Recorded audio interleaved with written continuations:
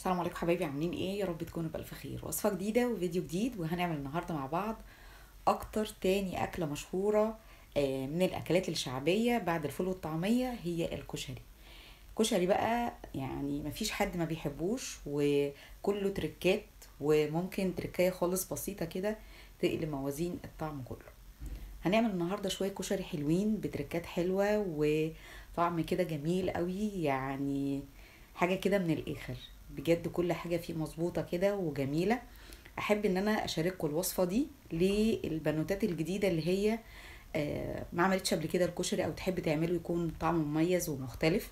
خليكي معايا لآخر الفيديو وما تنسيش اللايك، ويلا بينا. من اول الحاجات اللي انا لازم ابدا فيها الاول هي الحمص. بنقعه حوالي كده ساعه. بالنسبه للحمص ده بيبقى الحجم اللي هو المتوسط، لا الصغير قوي ولا الكبير قوي.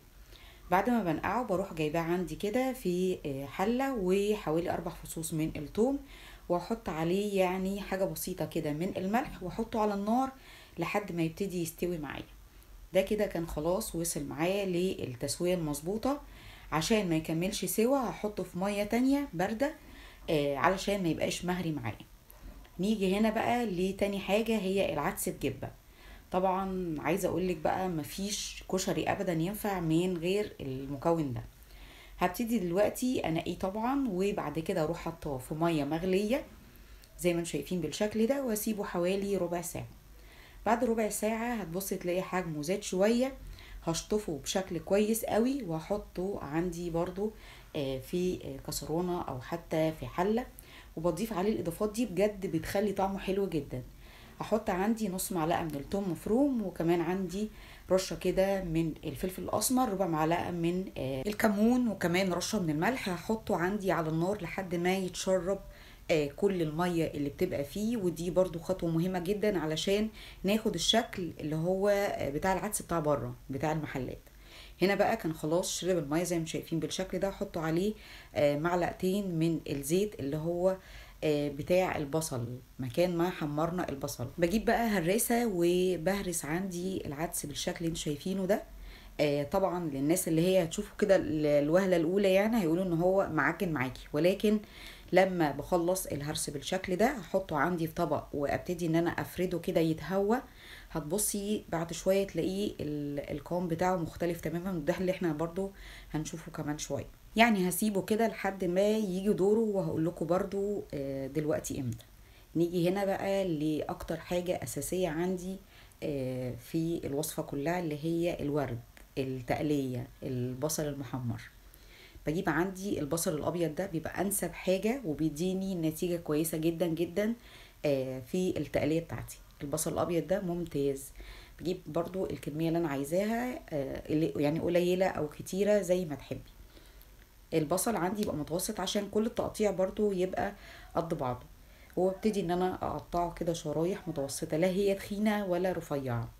البصل اللي هو الاحمر بيبقى مسكر اكتر، فبيبقى يعني ينفع للاكل الني اكتر. لكن البصل الابيض بيبقى كويس جدا في كل انواع الخضار، او حتى التقلية او ما شابه ذلك. يعني الحاجات دي البصل الابيض فيها بيبقى حلو جدا ونتيجته كويسه. وعلشان البصل معايا ما يطراش بعد التحمير، بحط معلقتين كبار من النشا، وببتدي ان انا اطلع البصل من بعضه، او اخليه يتفرط كده من بعضه بالشكل اللي انتوا شايفينه ده.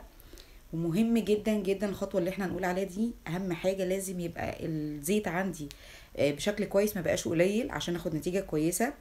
وكمان يبقى سخن جدا. وابتدي ان انا انزل عندي زي ما انتم شايفين كده كميه البصل كلها. ما ينفعش انزل بكميه واخلي كميه لما تاخد لون. تمام، هنزل بالكميه كلها. وزي ما قلنا كميه الزيت لازم تبقى كويسه. وبرده من الحاجات اللي هي عشان تديني لون موحد، لازم اقلبه من وقت للتاني علشان ما يبقاش فيه حاجه واخده لون استوت وحاجه مش واخده لون لسه نيه. دي كده مش هتبقى نتيجه كويسه. زي ما انتم شايفين من وقت للتاني ابتدي ان انا اكمل معاه. زي ما انتم شايفين ابتدى ياخد لون معايا، واللون برضو عندي موحد، مفيش حاجة واخدة لون وحاجة مش واخدة لون. دي برضو حاجة أساسية قوي، حاجة مهمة جدا عشان أطلع بالنتيجة اللي انتوا شايفينها دي. أول ما بياخد عندي اللون ده هبتدي إن أنا أطلعه فورا. أكتر من كده هتبص تلاقي البصلاية في ثانية احمرت منك قوي ومررت. يعني اول ما بياخد منك لون فاتح بالشكل ده نبتدي ان احنا نطلعه. هطلعه، ما بطلعوش على فكرة على مناديل ولا اي شيء، بطلعه ممكن طلعيه على مصفى، ممكن طلعيه على طبق عادي. اهم حاجة ان هو يتفرد، تفرديه كده ويتهوى، يبقى في مكان مهوي. تمام، يعني ممكن تشغلي عليه مروحة، تحطيه على سور بلكونة او حاجة، هناخد نتيجة ممتازة، هيقعد بالايام بنفس القرمشة ومش هيطرى. نيجي هنا بقى، عندي كمية كويسة من المية، احط معلقة كده من الملح. الملح لازم يكون زيادة شوية، يعني تبقى معلقة من الملح بتبرز لي وبتديني طعم حلو قوي للمكرونة نفسها.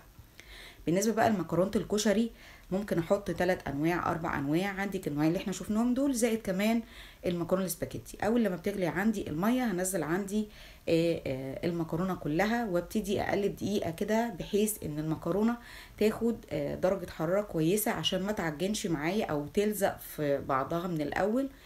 وبعد كده تكمل سوا. طبعا كل نوع مكرونه انت بتبقي متعوده عليه بيبقى ليه سوا معين، وبرده لازم نبقى مخليين بالنا منه ما تبقاش مستويه قوي. المكرونه بتاعه الكشري بتبقى مستويه كده مش سوا كامل، ما طلعهاش ابدا سوا كامل، هطلعها مثلا 90% من السوا. بعد لما بتبتدي انها تستوي هطلعها واشطفها بالميه بشكل كويس، وبعد كده اروح مدهنها كده بمعلقتين من الزيت بتاع تحمير البصل. التركية دي او الزيت ده، طبعا كل الناس عارفة ان احنا بنستعمل الزيت البصل في كل المراحل بتاعة الكشري، هو بجد بيدي طعم مميز وطعم حلو.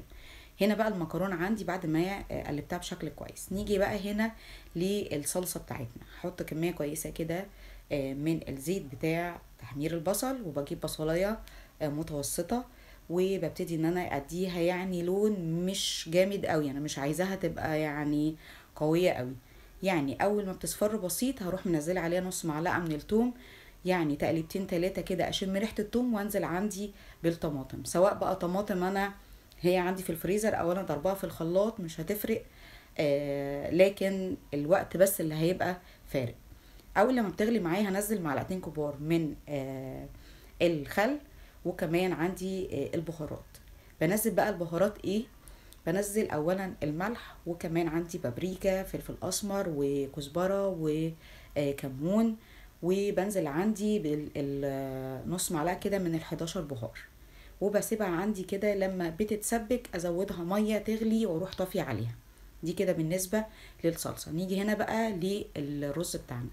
انا حطيت كميه كبيره من الشعريه لان انا هاخد نصها دلوقتي، وهقول لكم برضو هعمل فيه ايه. اول لما بتتحمر معايا الشعريه بشكل كويس زي ما انتم شايفين، برضو عشان تبقى واخده لون موحد لازم ابقى ايديا فيها على طول، ما سيبهاش عشان ما تاخدش لون وما تبقاش يعني كده مش كلها لون واحد. تمام، باخد كده نص الكميه زي ما انتم شايفين، والكميه التانية ديت هبتدي ان انا احط عليها الرز. وزي ما احنا طبعا عارفين جدا، او للناس اللي هي طبعا اول مره تعمل كشري، الشعريه بتاعه الكشري بتبقى شويه كده، لازم تبقى غامقه شويه عن الشعريه اللي بنعملها في الرز بتاع الخضار.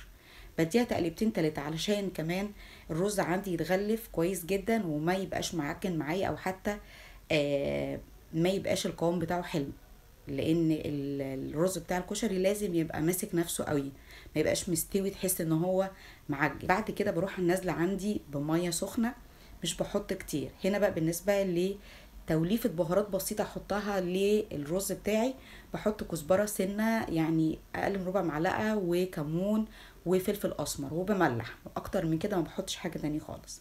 تمام، ولو انت عايزه يبقى ليه تيست قوي قوي ممكن اقل من ربع معلقه من الثوم، بجد بيديله طعم حلو جدا. نيجي هنا بقى للشعريه اللي احنا اخدناها، بزودها عندي ميه وسنه بسيطه خالص كده من الملح، وبسيبها تستوي. انا عامه ما بحطش ميه كتير في الشعريه، انا عايزاها تبقى مفلفله معايا. هسيبها بقى لما تستوي كده. بعد ما استوت الشعريه زي ما انتم شايفين مفلفله وحلوه قد ايه، هعمل دلوقتي ميكس جميل كده ما بين الشعريه وما بين العدس اللي احنا كنا سايبينه عشان يتهوى ويفلفل معايا. زي ما انتم شايفين بقى، ده العدس اللي هو كان ماسك في بعضه وتحس ان هو معجن، قد ايه فلفل كده وبقى جميل. دي تركايه هايله جدا. بمكس بقى انا كده الشعريه مع العدس وبيديني بجد طعم هايل قوي. زي ما انتم شايفين، تقدري بقى انتي تسيبي الشعريه لوحديها او حتى العدس لوحده، ممكن تخليهم ميكس كده مع بعض. يجي بقى هنا علشان نعمل الدقه. انا خدت الميه بتاعه الحمص وبحط عليها كزبرة وكمون، ولو عندي ليمون هحط، وبحط كمان معلقتين او 3 معالق كبار من الخل، وبسيبها لما بتغلي. وبعد كده بروح طافي عليها. طبعا احنا حطينا كمية كده من الثوم، يعني حوالي نص معلقة كبيرة من الثوم. هنا بقى بالنسبة للشطة اللي بتبقى يعني اللي هي الزيت دي، بحط برضو كمية من الزيت بتاع البصل وكمية من الشطة على حسب ما انا عايزة، وبقلبها زي ما انتم شايفين بالشكل ده. بطفيها بنص كوباية من المية، وبحط بعد كده كبشتين كبار من الصلصة. وكده اول لما بتغلي بتبقى الشطة عندي جهزت وتمام جدا. اعتقد كده ان هي ما فيهاش تريكات كتير، الدنيا خلاص بقت تمام عندي وكله خلص مرة واحدة وادانا الطبق الحلو ده. بجد اتمنى تجربوا الوصفة دي بالتركات دي، هتعجبكم جدا. ما تنسوش اللايك والاشتراك وللمتابعة، فعلوا زر الجرس على الكل عشان يوصل لكم كل جديد. وسلام عليكم.